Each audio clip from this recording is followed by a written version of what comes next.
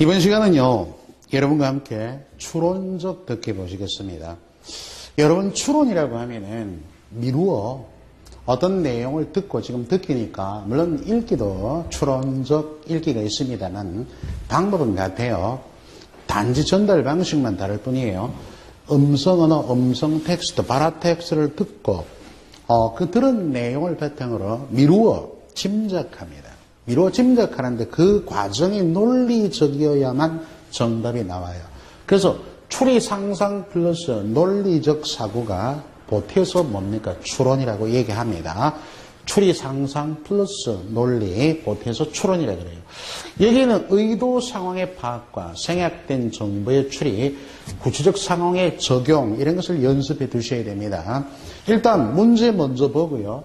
이것은 실제 우리가 여기서 바탕학습처럼 유형학습 가서 얘기를 좀 더 공부하겠습니다. 기출문제 두 문항이죠. 1번은 선택권에 대한 두 사람의 입장을 물었어요. 입장으로 적절하지 않은 것은 일반적인 대화가 나와 있습니다. 그래서 지금 문항에서 보면 대부분은 보육 바우어 제도. 교육 바우어 제도가 무엇인가? 이 제도는 아이를 어린이집이나 유치원에 맡긴 뒤 정부로부터 얻은 쿠폰으로 학비를 지불하는 것을 말합니다. 그래서 마지막에 보면 오히려 유아교육에도 양극화 현상만 초래할 것이라며 이 제도의 실시에 대한 반대하고 있는 입장의 말하기가 이어지고 있습니다. 그렇다면 답이 되는 게 남자는 현재도 보육기관을 선택할 수 있으므로 새로운 제도의 시행을 반대한다 이래 나왔죠. 그러면 유아교육에도 양극화 현상만 초래할 것이라면 이 제도의 실시에 대해 반대하고 있는 입장이다. 선택지 밑줄친 부분은 남자의 주장을 뒷받침하는 근거가 아니다. 새로운 제도 시행은 반대하지만 현재 보육제도를 선택할 수 있다는 언급은 없다는 이런 표현이에요. 자, 근거가 적절하지 못하다는 것도 무엇이겠습니까? 바로 이와 같은 의도 상황의 파악 또는 여기 보면 근거 추리가 있죠. 뭐 이런 이해로 할 수 있고 좀 더 면밀히 읽어볼 대본이 지금 빠져 있어가지고 여러분에게 무엇이라 얘기하기가 온전하게 구축이 안 되는 형편인데요. 자, 2번 보겠습니다. 다음은 대화의 일부입니다. 잘 듣고 물음에 답해보세요. 지금 여기 뭡니까? 아침형 인간에 대한 얘기예요. 근데 남자 여자의 이해가 조금 다릅니다. 저 남자, 너 왜 그렇게 피곤해 보이니? 며칠 동안 아침에 일찍 일어났더니 나도 모르게 피곤이 쌓였나 봐. 그럼 더 자면 되잖아. 아침형 인간 몰라. 일찍 일어나는 시가 본래를 잡는다는 말도 있잖아. 성공하는 사람들은 되게 아침형 인간이라고 하고, 거기 밑줄 한번 그어봐요. 성공한 사람들은 되게 아침형 인간이라고 하고, 우리나라에서 자신을 아침형 인간이라고 생각하는 사람들은 되게 숏 슬리퍼래. 짧게 잠잔다. 숏 슬리퍼. 이 남자가 얘기했습니다. 번역에서 풀이하자면 의식적으로 잠을 적게 자려고 노력하는 사람을 숏 슬리퍼란다. 그지? 의식적으로 잠을 적게 자려고 노력하는 사람. 아침형 인간은 신체 리듬이 아침 활동에 적합한 사람을 가리키는 것이니까 분명 숏 슬리퍼랑은 다르지. 그러니까 이 남자의 말하기에는 우리가 흔히들 아침형 인간은 아침에 일찍 일어나는 인간 형태 이렇게만 알고 있지만 사실은 우리나라의 대부분의 아침형 인간으로 생각하는 이런 사람들은 숏 슬리퍼 증후군이다. 그러니까 숏 슬리퍼가 뭔가 의식적으로 일어나려고 노력한다 이런 얘기예요. 그렇다 보면 뭘 받습니까? 스트레스를 받겠죠. 자, 그래서 너도 숏 슬리퍼 증후군에 걸렸구나. 아침형 인간 운동은 일찍 일어나서 나를 위한 시간을 가지자는 일종의 시테크, 시간을 활용하는 것이야. 효과적인 시간 관리법인 셈이지. 나도 조만간 의학 공부도 하려고 해. 아침에 일어나서 뭐 새벽 강의를 듣는다든가. 숏 슬리퍼라는 것과는 전혀 무관하다고. 네 말을 들으니 더욱 그런 것 같은데 문제는 시간이 아깝다고 생각하는 자체가 스트레스를 준다는 거야. 사실 뭐 요즘 나이 드신 분들 보면 왜 할아버지 할머니들은 일찍 일어나시잖아요. 그분들은 왜 그러냐면 저녁에 일찍 주무십니다. 8시, 9시 되면 다 주무세요. 그래서 뭐 충분한 수면 시간을 다 보낸 연후에 5시 내지 6시 일어나는 그게 습관화되어 있어요. 이게 육체적 바이오리듬에 되어 있는 아침형 인간이고 여기 숏 슬리퍼 증후군일까요? 증후군 같은 경우에는 숏슬리퍼는 의식적으로 아침에 일어나야 돼. 이렇게 노력하는 사람들이란 거예요. 자연스럽게 어떤 생체 리듬상 아침에 일찍 일어나는 그와 같은 적합한 그와 같은 상황이 아니라 의식적으로 일어나려고 노력하는 경우, 그걸 숏슬리퍼라고 얘기하고 있습니다. 아침형 인간은 신체 리듬 차원의 문제지만 숏슬리퍼는 아예 잠자는 시간을 아까워하여 자신에게 스트레스를 주는 것이니 분명히 다르죠, 그죠? 근데 내 말대로 숏슬리퍼면 어때? 이렇게 얘기하죠. 그렇다면 지금 문제가 남자의 주장에 대한 여자의 반론. 이 반론은 원래 비판적 듣기입니다. 비판에 해당하지만 여기 추론과 반론이 결합되어 있어요. 적절하지 않은 것입니다. 그럼 적절한 거 오답 피하기 보면 1번. 잠자는 시간을 줄이는 대신 자는 동안 숙면을 취하면 훨씬 더 좋지 않겠니? 다음에 3번. 늦게 일어나 널 지각하는 것에 비해 여유있게 출근할 수 있어 마음이 더 편해졌는 걸 여유있게 출근하다 숙면을 취하다. 네 번째, 일찍 일어나기가 처음엔 조금 힘들었지만 지금은 익숙해지다. 바이오리듬화되었다는 얘기죠. 숏슬리퍼 증후군이 아니다. 이런 식으로 얘기하고 있고. 다섯 번째, 조용한 아침 시간에 차분히 하루를 설계하니 오히려 마음의 여유를 가지니까 스트레스라는 별개의 문제다. 이렇게 생각할 수 있는 적절한 근거를 가지고 타당성 있게 비판을 해야 됩니다. 근데 여자의 반론 제기에서 답이 되는 문항 해설해 보세요. 나폴레옹은 평균 수명 시간이 4시간이었고 정조대왕은 거의 잠을 자지 않았다잖아. 이것은 적절한 뭡니까? 비판이 못 돼요. 나는 숏슬리퍼가 아니다. 남자가 얘기한 아침형 인간과 숏슬리퍼의 구분해서 숏슬리퍼가 아니다는 취지의 타당한 근거로 반론을 제시해야 되겠죠. 이 얘기는 남자의 주장은 성공하기 위해 일찍 일어나는 것은 마음의 여유를 가지지 못하는 것이다라고 얘기합니다. 그런데 위인의 생활 습관을 본받기 위해 잠을 적게 자야 한다는 것은 이건 논리적 설득력이 없어요. 결국 뭡니까? 일찍 일어나려고 노력한다. 이게 바로 숏슬리퍼거든요. 자, 그 숏슬리퍼 증후군을 인정하는 셈이 돼 있어요. 인정하는 셈이. 그러니까 반론으로는 적절치 못한 것입니다. 한번 꼼꼼하게 연결해 두시고요. 자, 이것들은 유형학습, 바탕학습을 봅니다. 추론적이에 추론이라는 개념과 함께 엮어두었죠. 겉으로 드러난 정보를 근거로, 그러니까 들은 정보를 바탕으로 숨은 내용, 암시된 정보를 논리가 반드시 필요합니다. 추리 플러스 논리가 추론이에요. 그러니까 추리해 논리적으로 추리하는 게 추론이다.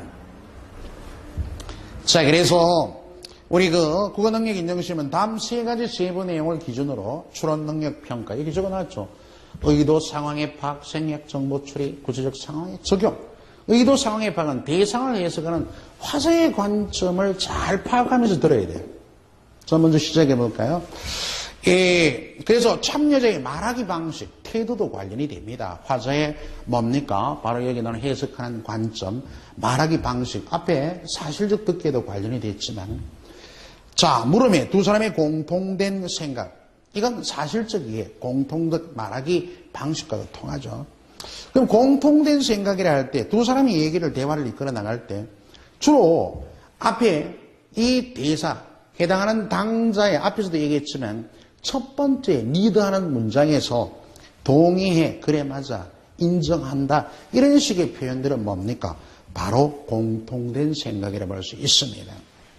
자, 여자, 남자 두 번째 대사부터 볼까요? 한번 생각해봐. 꼭 한 장소로 결정해야 한다면 입장이 다른 여러 사람의 의견을 조정해서 통합하는 방법도 좋다고 생각해. 남자 이렇게죠.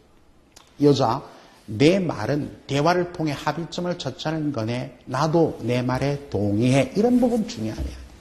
그러니까 앞부분 내 말은, 남자가 한 너의 말은 대화를 통해 합의점을 찾자. 이 점에 공통적인 뭡니까? 생각이 들어있단 말이에요. 그러면 5번이 답이죠. 아주 쉽죠. 대화와 합의를 통해 의사를 결정하는 것이 바람직하다에 둘 다 생각이 일치하고 있단 말이에요. 그러니까 여러분 들을 때 동의해, 그래 맞아, 인정해 라는 표현의 문구를 잘 귀새겨 귀담아 들어야 됩니다. 자, 두 번째요. 생략된 정보의 추리입니다. 생략된 정보의 추리. 이 부분은 핵심 내용 추리, 그러면 교훈적 의미 이런 것도 드러나고요. 근거를 추리하는 문제도 있습니다. 자, 2번 볼까요? 이번에는 라디오 프로그램을 들려드립니다. 잘 듣고 물음에 답해 보세요.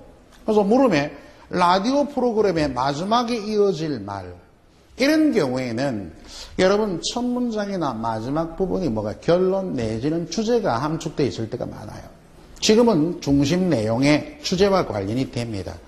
그래서 쓰레기를 줄이려는 노력, 그것은 이제 무엇이라고 가로 딱 있죠. 그럼 여러분이 빠르게 읽어. 인간과 자연을 살리는 따뜻한 마음의 실천이다. 깨끗한 환경과 가정경제를 살리는 현명한 선택에서 깨끗한 환경, 가정경제에 밑줄 그어놓고, 다음 쓰레기섬을 없애려는 국제적인 노력의 밑줄. 맑은 자연에서 삶을 누릴 동물의 권리 밑줄. 5번, 자연에서 건강하게 살아가려는 자신에 대한 깊은 사랑. 자연에서 건강하게 살아가려는 그 자연과 함께 건강하게 살다. 이런 부분. 깊은 사랑. 이런 데 밑줄 그어죠. 그러니까 이게 선택지가 약간의 긴 문장 형태로 또 더욱더 길게 나올 수도 있습니다만 핵심적인 부분을 간략하게 밑줄을 그어둡니다. 그래서 잘 들으시면서 그 내용을 요약하거나 압축한 한마디로 그 주장을 뭡니까? 바로 여기 어떤 게 들어갈 것인가를 파악하셔야 돼요. 여러분 안녕하세요. 환경을 생각하는 환경지 김 시간입니다. 오늘은 해원리를 소개하면서 관심을 끌고 있는 쓰레기섬에 대해 말씀드리겠습니다. 그리고 화제는 쓰레기섬이에요. 일본과 미국 샌프란시스코 사이의 북태평양 해역에는 실제로 거대한 쓰레기섬이 떠돌고 있습니다. 어떻게 이렇게 많은 이런 쓰레기섬이 만들어졌을까요? 우리가 함부로 버린 쓰레기들 중 일부는 바다로 흘러 들어가게 됩니다. 이 쓰레기들이 바다 위를 유령처럼 떠다니다가 해류와 바람 때문에 한 곳에 갇히게 되면서 쓰레기섬은 만들어지는 것이죠. 쓰레기섬의 형성. 그런데 이 쓰레기섬은 80% 정도가 비닐과 플라스틱. 이건 잘 녹지도 않죠. 그죠? 없어지지도 않습니다. 이루어져 있습니다. 그래서 매년 바다새 100만 마리와 해양동물 10만 마리가 죽어가고 있지요. 자연의 피해, 쓰레기섬으로 인한 자연의 피해입니다. 동식물이 죽어간다. 떠다니는 투명 비닐을 해파리로 잘못 보고 삼키는 거북이나 플라스틱 조각을 먹는 바다새들이 많다는 거죠. 뿐만 아니라 덧붙여 얘기합니다. 이 쓰레기들이 해안가로 밀려 들어와 그 일대를 거대한 쓰레기 매립지로 만들어 사람들이 살 수 없게 하는 피해. 자, 피해가 두 가지를 얘기하고 있어요. 하나는 자연, 즉 바다새와 동물들이 죽어가고 있다. 자연. 두 번째는 인간에게도 피해를 주고 있습니다. 그죠? 자연과 인간의 피해. 쓰레기섬은 지금 지구의 환경에 심각한 영향, 지구의 환경이 심각한 영향이니까 자연과 인간에게 피해를 주고 있다. 자, 이와 관련된 요약하는 핵심은 뭐다? 1번, 인간과 자연을 살리는 따뜻한 마음의 실천입니다. 이게 답이에요. 지금 그에 따른 피해니까 그 피해를 없애자면 이걸 뭡니까? 인간과 자연의 공존과 함께 살려야겠죠. 따라서 답이 1번이다. 이렇게 요약을 하면서 결국엔 핵심 내용을 파악하는 생략된 정보의 추론 얘기입니다. 자, 3번 볼까요? 이번에는 어떤 사람의 이야기를 들려드립니다. 잘 듣고 물음에 답하시오. 이 얘기는 제가 아는 사람 중에 03번 같은 경우에는 여러분 예화예요. 예화. 그래서 여기에 예화가 나왔다 할 경우에 그죠? 참고로 03번의 예화. 예화는 항상 이건 비유 표현입니다. 비유. 여러분 비유는 빗대어 얘기해요. 빗대어 얘기하기 때문에 원래의 뜻은 숨어 있어요. 그러니까 그 숨은 뜻, 숨은 주제를 잘 파악해야 됩니다. 이 숨은 뜻이 뭐다? 주로 이제 교훈적 의미가 될 때도 많습니다. 이걸 잘 파악합니다. 자, 지금 여기 얘기를 추가합니다. 둘째 단락 가볼까요? 그러나 동네 목욕탕의 시리는 잠깐이었습니다. 이 목욕탕은 날이 갈수록 다시 사람들로 붐비게 되었습니다.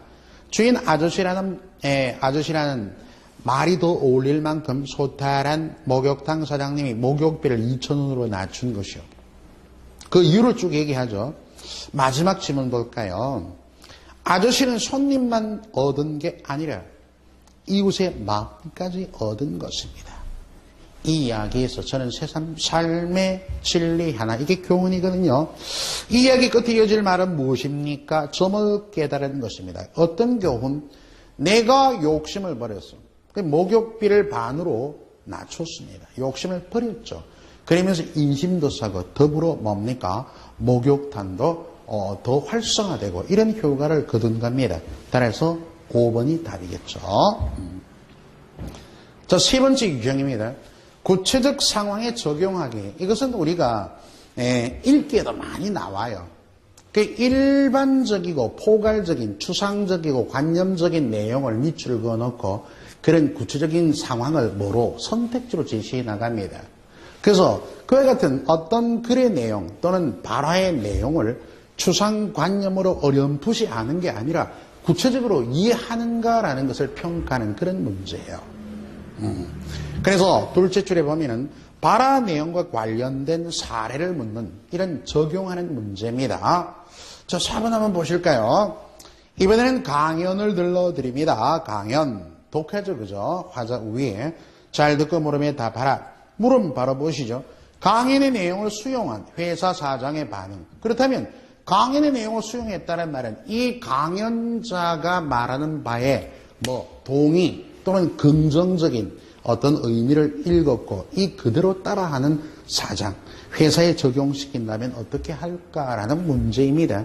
그래서 말하는 발화 내용의 화자, 발화자의 견해를 정확하게 파악하는 게 급선무입니다. 자, 100여 년 전 독일의 심리학자 링겔만은 줄다리기를 통해 집단에 속한 각 개인들의 공헌도의 변화를 측정하죠. 그 링겔만 이런 사람 줄다리기를 예를 통해서 집단에 속한 각 개인, 줄다리기는 한 사람 하는 게 아니라 여러 사람이 하잖아요. 그래서 개인들의 공헌도의 변화에 측정하는 실험을 해봤는데 쭉 나오고 여러분 하나 둘 셋 넷 다섯 밑에서 6째 줄에 보세요. 이처럼 하는 이런 표준은 잘 읽어야 돼요. 나중에 독해할 때도 여러분 관련이 됩니다. 그러니까 이렇게 나오다가 이처럼 이러죠. 이처럼 이러면 중요해요. 왜 그러냐면 이가 지시성이 강하죠. 이처럼 지대명사, 조사 이런데 이처럼은 앞의 내용을 뭡니까? 앞의 내용을 받으면서 이 뒤쪽에 이처럼 하는 좀 더 저기 앞에 내용을 받으면서 주된 핵심 내용, 주된 내용을 서술할 때가 많습니다. 그러니까 이처럼 뒤쪽에서 핵심 내용이 핵심 정보가 연결된다는 이와 같은 듣기를 통해서 또는 읽기를 통해서 이런 뭡니까? 가시적 표지들을 잘 읽으셔야 돼요. 잘 듣거나 읽어야 됩니다. 이 뒤쪽에 앞에 내용을 받으면서 지시 이렇게 대상을 받으면 주된 내용을 서술해가는 내용이 많습니다. 집중해 들어야 돼요. 읽을 때도 마찬가지. 이처럼 자 뒤에 갑니다. 집단 속에 밑줄 긋습니다. 참여하는 개인의 수가 늘어갈수록 성과에 대한 1인당 공헌도가 오히려 떨어지는 현상. 이게 뭐다? 링겔만 효과라고 해요. 그 링겔만이라는 교수가 지금 실험을 한 거죠. 링겔만 효과. 집단 속에 속해 있는 여러 사람이 있을 때 개인의 수가 늘어갈수록 많을수록 뭡니까? 바로 성과에 대한 1인당 공헌도가 떨어지다는 말은 줄다리기 막 하다가 내가 조금 힘을 덜 써도 되겠지. 왜 다른 사람이 있으니까 이런 개인의 공헌도가 약화된다 이런 뜻입니다. 이러한 링겔만 효과가 발생이 되는 이유를 얘기하죠. 잘 들어야 됩니다. 집단 내에서 구성원 스스로가 개인의 존재 의미나 가치를 발견하지 못하는 것. 밑줄 긋읍시다. 집단 내에서 구성원 스스로가 개인의 존재 의미나 가치를 발견하지 못하는 것. 이유의 근본이 요겁니다. 뭔데? 존재감. 내가 이 회사에서 또 내가 이 단체에서 내 존재감이 없다. 자부심이 없는 거예요. 그러면 이 얘기를 링겔만 효과와 이런 내용을 수용을 했다. 그죠? 강연적 이런 강의할 때 이걸 수용한 회사에 적용할 때는 회사에도 회사원들이 있지 않습니까? 여러 구성원이 있습니다. 그래서 내 한 명 일찍 퇴근해도 다른 사람이 있으니까 별 표시가 안 나겠지. 나 혼자 이 일을 조금 소홀히 해도 다른 사람이 해주겠지. 이런 개인의 공헌도가 떨어진다면 그 사람에게 자기가 하고 있는 일의 중요도 그리고 또 자부심, 존재감을 느낄 수 있도록 마음을 먹는 게 여기 링겔만 효과에 대한 강연을 들은 회사 사장의 반응으로 적절한 것입니다. 자, 답이 4번입니다. 보세요. 사내 교육을 강화하여 사원들이 자기 업무에 대한 자부심을 느끼면은, 그죠? 자부심을 느끼게 되면 1인당 공헌도가 커지겠죠. 그렇지 않겠습니까? 그래서 링겔만 효과가 아니라 링겔만 효과를 극복하게 되는 결과를 낳을 수 있다. 이것이 중요한 거죠. 4번이 답입니다. 자, 이제 5번 한번 봅니다. 5번. 또 예화가 하나 나오죠. 그죠? 예화, 비유입니다. 예화는 비유예요. 이 얘기의 진정한 속뜻 교훈은 뭘까? 한번 보시죠. 그래서 미리 물으면서 이 이야기의 교훈을 전달이 가장 적절한 대상입니다. 교훈. 이 얘기 뭘 얘기할까? 교훈을 전달, 교훈을 알아야 되겠죠? 어느 마을에 나무를 잘 기르는 사람이 있었습니다. 나무를 잘 기르는 사람 있죠. 어느 날 누군가 제출입니다. 그에게 나무를 기르는 비법을 물어보자 그는 이렇게 대답했습니다. 나는 다만 나무와 그 본성대로 자랄 수 있도록 도울 따름 있죠. 나무가 그 본성대로 자랄 수 있도록 도울 따름. 자, 계속 갑니다. 그 바람이 대세 제출. 이러한 나무의 본성에 맞게 나무를 심은 다음에는 함부로 건드리지 말아야 한다. 그게 나무의 성향대로, 모가 나무가 비틀려 자라잖아요. 그럼 비틀려 자라는 성향대로, 본성대로 뜨면 잘 자라도록 걸음을 주고 또 햇빛을 쬐게 하고 이런 여러 가지 조건은 도움은 주겠지만 본성대로 자라도록 노력하다. 이걸 자식을 키우는 방법에 적용할 수도 있습니다. 자녀 교육 같은데.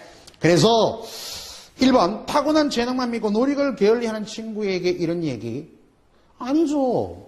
그래서 여긴 적절하지 않고 부상을 숨기고 계속 경기에 출전한 운동선수에게도 본성과는 거리가 있습니다. 입사시험에 실패한 후 무기력한 생활을 하는 구직자에게는 긍정적인 사유를 할 수 있도록 하면 된다라는 식의 그와 같은 시련을 극복할 수 있는 이런 힘을 부여하는 게 좋죠. 계획을 세우지 않고 적극적으로 촬영하는 영화감독, 적응성, 뭔가 체계와 논리라는 게 얼마나 중요한가. 그래서 그런 체계, 프라임 속에서 이렇게 바로 영화가 찍힐 때 그 관객들의 호응을 더 크게 불러일으킬 수 있다. 이런 식의 얘기가 더 적절하죠. 자녀의 소질은 고려하지 않고 자신의 뜻대로 너 임마 판검사 돼야 해. 너 육군사관학교 가야 해. 이런 식으로 자기가 인생에서 확보하지 못한 또는 성취하지 못한 이런 것을 자식을 통해 보상심리로 하고자 하는, 그죠?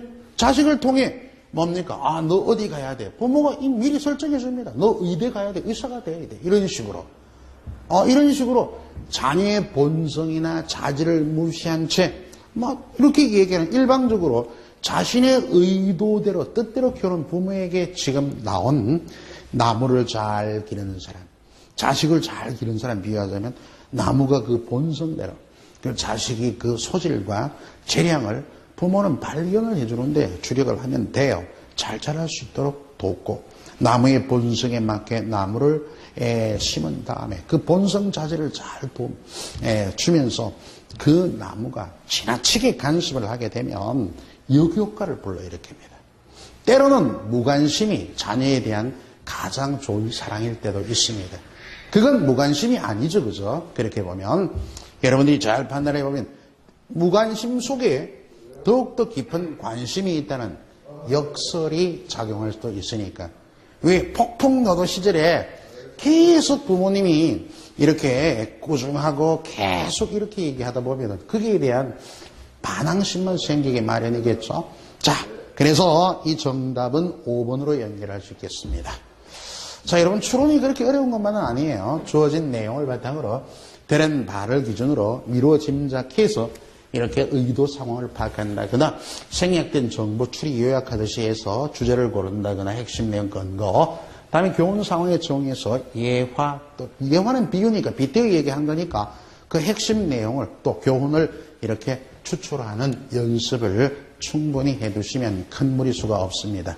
단지 그 방법이 다르죠. 전달 방식이 음성 언어다, 이례적이다, 이것만 다를 뿐입니다. 읽기와 더불어서. 자, 여기에 듣기를 통해서 공부한 것들이 또 이런 방법적 해석들이 읽기에도 그대로 적용이 됩니다. 잘 깨쳐놓기 바랍니다.